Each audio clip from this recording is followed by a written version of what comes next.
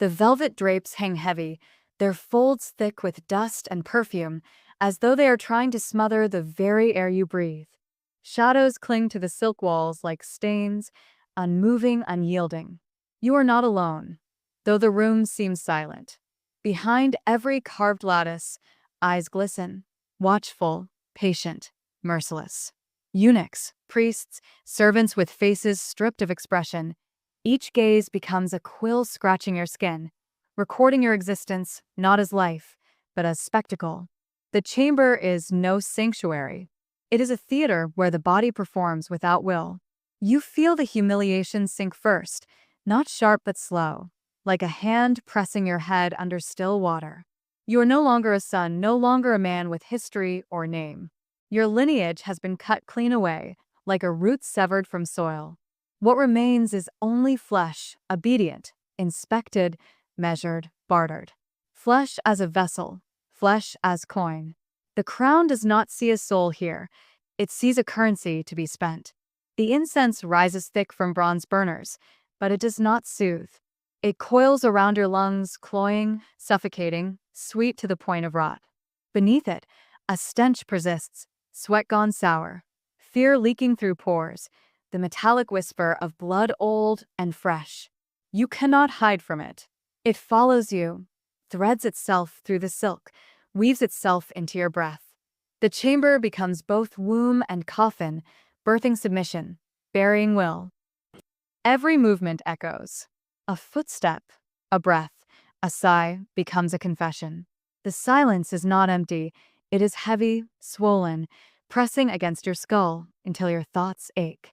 You realize it is not quiet because nothing happens, it is quiet because everything is being swallowed, every sound devoured before it can escape.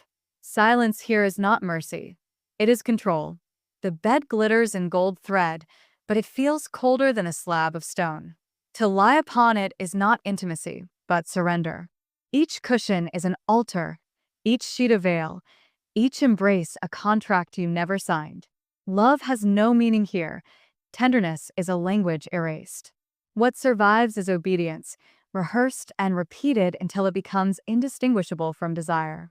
You feel yourself bending, not willingly but inevitably, like iron heated too long in the flame. And so you sit in this chamber, velvet pressing in, incense choking, eyes piercing, and you feel the first shiver of dread crawl up your spine. The door ahead looms large, carved, unmovable, its surface darkened by oils and time. You know it does not protect you, it conceals. Behind it, deeper chambers fester, rituals that do not belong to prayer, but to appetite. Every hinge groans like bone when touched, every handle weighs like iron in the hand. You feel the urge to push, to know, to step through. But the nightmare is patient. It waits for you to understand that there is no escape. What lies behind the door is not release, but descent. You are already caught in the machinery of ritual, already a page in a book you never agreed to write. And as the silence thickens, as the velvet suffocates, you realize this is only the beginning. The deeper rooms call you, and the weight of their secrets is too heavy to ignore. They stand in rows beneath chandeliers that drip wax like slow tears, their skin shining under the weight of oil and fear. The chamber is vast, but it feels like a marketplace, every body reduced to a specimen, every breath a gamble. You watch as eyes wander over them like hands, stripping them before cloth is even removed. Their names are gone, replaced with measurements, height, frame, softness of skin, the curve of muscle across bone. Flesh replaces identity, and each glance from the throne is a verdict. The Sultan's gaze is not fire but acid, burning without touch, consuming without word. It devours individuality until only shape remains, the geometry of lust turned into law. When he looks upon them, you feel the air shrink, heavy with judgment. A cough, a twitch, a trembling hand, each becomes a flaw, a crack in the currency of flesh. And the men know it. Their posture freezes, their faces carved into masks of obedience, because here even a shiver may be a death sentence. The rituals of inspection begin slowly, yet each gesture is crueler than steel. Hands run across torsos like scales weighing gold. Lips are pried open to reveal teeth, as though beauty resided in enamel. Blemishes are marked with murmurs, a scar noted like an unpaid debt. No word of comfort, no spark of dignity. Only cataloging, like livestock branded before slaughter. The silence of the hall amplifies it. Each touch is amplified. Each judgment echoes, and humiliation grows into something vast, pressing into your bones until you feel their shame as your own. You sense it. The cruelty lies not in the violence, but in the stillness. No blood is spilled here, no blows delivered, yet the spirit breaks faster than bones could. To be reduced to measurements, to stand naked under eyes that never soften, is to feel yourself erased in slow motion. You are not allowed to be human. You are a mirror, a vessel, a possibility of pleasure shaped by another's will. And you realize this truth. Execution kills swiftly, but this spectacle kills by inches. Desire here is not mutual. It does not breathe with tenderness. It does not pulse with longing. It is sculpted, curated, enforced like a decree carved into stone. Bodies are molded into roles, bent into obedience until even their own reflections look like strangers. What is displayed is not beauty but ownership, and the more perfect the flesh appears, the deeper the chains bite. You feel their humiliation rising like smoke, seeping into you, staining the air. Each bowed head is an empire sustained, each stolen name a kingdom's foundation. Their powerlessness becomes the empire's strength, their silence the crown's command. You see now, these men do not feed themselves, they feed history. They are sustenance for rulers, fuel for a throne that demands flesh as tribute. And as you watch, the chamber darkens in your mind. The inspection is not the end. It is the prologue. Beyond this theater lies the true ceremony, the grotesque transformation where bodies are not merely weighed but consumed. The dread thickens, heavy as stone in your chest, because the next door does not lead outward. It drags you inward, into initiation, into the rituals that promise no return. The door moans as it opens, wood grinding against stone like a warning, and you step into a chamber where the air is thick with smoke and whispers. Candlelight floods the room, yet it does not comfort. It flickers like fire-consuming parchment, throwing shadows that twist across the walls like serpents. The chants rise slowly, each syllable a chain rattling in the dark, binding the flesh to rituals older than memory. The sound does not soothe. It gnaws. Every echo seems to coil around your throat until even your breath feels borrowed.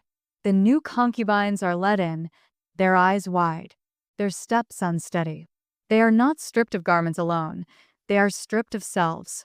Each robe that falls to the ground takes with it a fragment of who they once were: son, brother, lover, dreamer. Identity is peeled away like skin, until nothing remains but trembling flesh presented to the throne.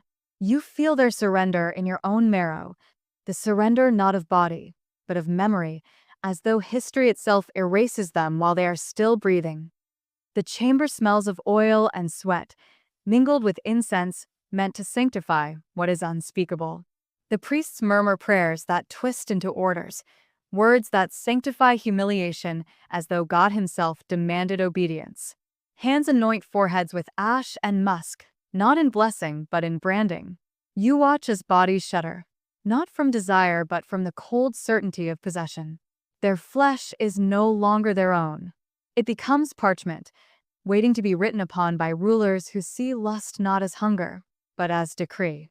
Every kiss feels like a signature, every touch a law. The ritual continues, grotesque in its precision. Movements blur into a choreography where sex and sacrament become indistinguishable. The body is made an altar, the act of domination framed as holy communion. The Sultan does not seek pleasure here. He seeks reminder. Each trembling sigh is proof of his command, each tear proof of his dominion. You feel it, the horror in its purity. These acts are not indulgence, but theater, staged to remind all who witness. The throne is not carried by swords alone, but by submission carved into flesh. You sense the concubines collapsing inward, their minds folding under the weight of ritual. To resist is to vanish, to accept is to dissolve. There is no freedom in either path, only the slow burial of self beneath layers of obedience. There, humiliation sharpens into dread, and that dread seeps into you, a creeping realization that power feeds not on armies, but on intimacy stolen, corrupted, repeated until it becomes scripture. The chants swell, torches flare, and you realize this chamber is not isolated. It is a theater, a stage upon which politics and flesh intertwine, where kingdoms are negotiated not with ink, but with sweat and silence. What you witness is not hidden sin, but sanctioned ceremony, the empire's spine built from trembling bodies forced to kneel beneath crowns. And as the last chant fades, as the shadows crawl higher up the walls, you know this is not the climax, but the threshold. Beyond these rituals waits a deeper descent, where masks and torches conceal horrors greater still, and where flesh becomes not only parchment, but battlefield. A vast chamber lit only by trembling candlelight, a silk-canopied bed gleaming like a throne draped in crimson and gold. Shadows coil across the sheets, suggesting veins or blood flowing through the fabric. Figures lie entangled, their faces half hidden, gestures poised between passion and command. Lighting. Harsh chiaroscuro, with bodies emerging from darkness, as if under interrogation. Symbolism. The bed as a throne, veins woven into silk representing kingdoms sustained by flesh. Era. 17th century Ottoman-influenced court, ornate European Baroque interiors. The bed gleams in candlelight, silk stretched taut, as though it were woven not from thread but from veins. To lie upon it is not to rest, it is to kneel before a throne disguised as comfort. Each sigh that escapes within its folds is catalogued, each kiss etched like ink on parchment, each wound sealed not in flesh but in law. The bed does not cradle lovers, it carries the weight of kingdoms, and every whisper beneath its canopy reshapes the fate of empires. You hear it in the silence, the breathless orders whispered against bare skin, the trembling confessions extracted between sheets. Concubines are not only companions, they are spies pressed into softness, seducers sharpened into weapons, betrayers sculpted by command. At the Sultan's word, a body becomes a blade, a touch becomes a treaty, a single night's embrace becomes the lever that topples nations. A concubine kneels at the edge of a camelot bed, her face caught in shadow, her eyes reflecting both fear and cunning. Behind her, unseen figures whisper in the dark, their presence felt through silhouettes on embroidered curtains. The bed is draped in perfume bottles, jewels, and daggers barely concealed under silks. Lighting, soft golden glow with heavy, oppressive shadows pressing inward. Symbolism. Intimacy as transaction, whispers as daggers, shadows embodying corruption. Era. 17th to 18th century European interiors with Ottoman motifs. The sheets reek of intrigue, heavy with sweat that is not born of affection but of calculation. Perfume cannot mask the bitterness of fear clinging to the fabric. Here, intimacy is corrupted into transaction, the press of lips indistinguishable from the press of daggers. You sense how every act feeds something greater, an empire nourished by secrets whispered in darkness, by loyalty bartered in moans, by futures mortgaged with flesh. Love is not only absent, it is impossible. The bed has devoured it, spat out only strategy. And you realize, as your own breath quickens in the stillness, that lust here is weaponized. It is sharper than steel, more enduring than bloodlines, more treacherous than armies. Bodies become signatures on treaties no parchment could hold. Moans replace oaths. Orgasms replace decrees. In this grotesque parody of politics, desire itself is forged into the crown's sharpest instrument. A grand bedchamber where silken sheets ripple like waves, figures blurred into the fabric as though dissolving into strategy. A lone candle sputters on a bedside table, its flame bending as if suffocated. In the background, portraits of rulers loom, their painted gazes coldly observing.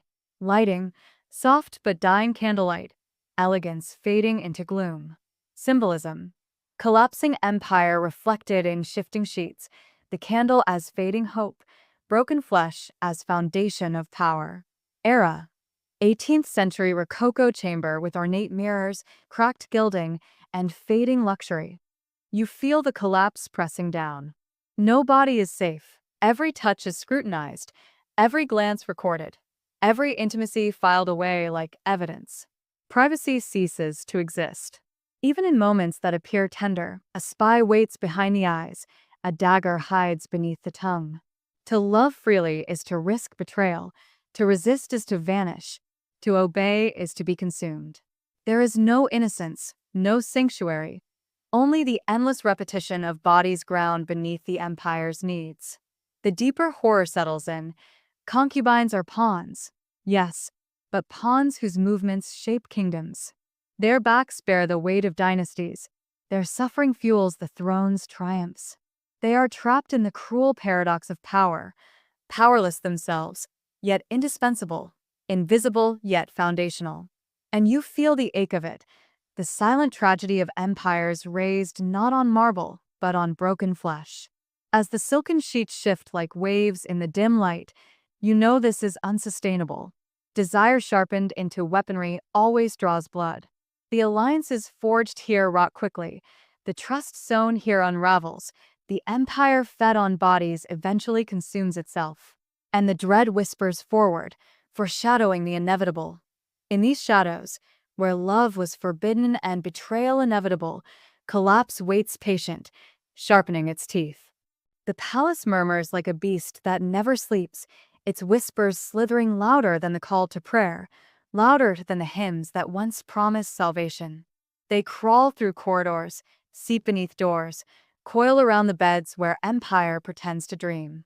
Poison hides in golden cups, sweetened with honey, waiting for lips that believe themselves untouchable. Blades glimmer beneath robes spun of silk, the softness disguising their thirst for blood. Secrets exchange themselves in sweat-soaked sheets, where every embrace carries the stench of conspiracy. You feel it, the paranoia that clings to the stones like mold, breathing from every crack in the walls. No gaze is innocent, no silence without intent. Concubines betray their own sisters for a taste of survival, their hands trembling as they pour the drink, their lips steady as they deliver a kiss meant to kill. Rulers collapse beneath the weight of their own desires, undone not by foreign armies, but by the very flesh they believed they owned.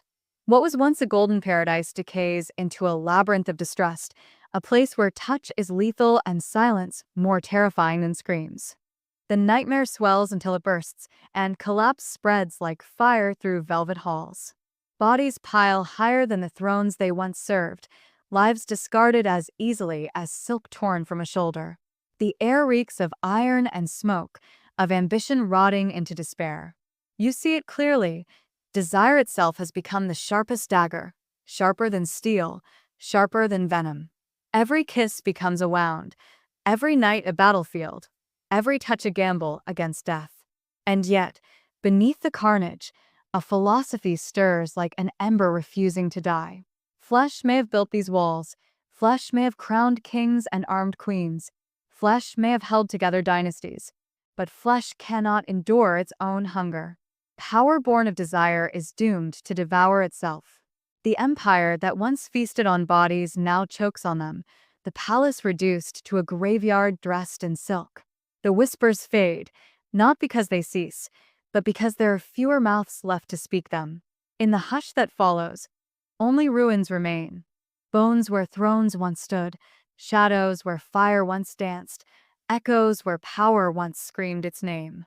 And in that silence, you are left with the only truth that survives, that empires of flesh always end in dust, and the memory of their cruelty lingers longer than their crowns. The nightmare dies not with a scream, but with silence so thick it feels heavier than stone. You drift through halls that once pulsed with forbidden heat, now hollow and crumbling, their walls flaking like old skin. The harems lie abandoned, but the air still clings to the weight of what once happened here. Ghosts breathe from the cracks, moans folded into dust, cries still pressed into rotting silk. The velvet decays, The jewels have been stolen, the bodies long since buried, but the power they carried has not left. It lingers like a curse, etched into the marrow of history. You walk slowly, and every echo feels like a memory not your own. You sense how kingdoms carved into maps and sung in chronicles were not forged only by steel, but by sweat, by tears, by trembling flesh offered to power. Historians will write of conquests and battles, but you understand now that the true wars were fought in these hidden chambers, where desire was weaponized, and where the empire's spine was not a throne, but the bent backs of concubines. Here, flesh was turned into currency, into chains, into crowns. They were not footnotes, not ornaments, not whispers forgotten in time. They were the pulse of the empire, the invisible heartbeat that kept the throne alive. And yet, their names are gone, dissolved like smoke. The stone remembers, the silk remembers, but the world has chosen silence. You leave the ruins heavy with sorrow, for the truth will not let go of you. It burns itself into your thoughts. Every empire, no matter how gilded, is not built on stone, but on bodies sacrificed, on lust disguised as law, on lives devoured to keep the illusion of eternity alive. And in that silence, you realize this was not just history's nightmare. It was its foundation.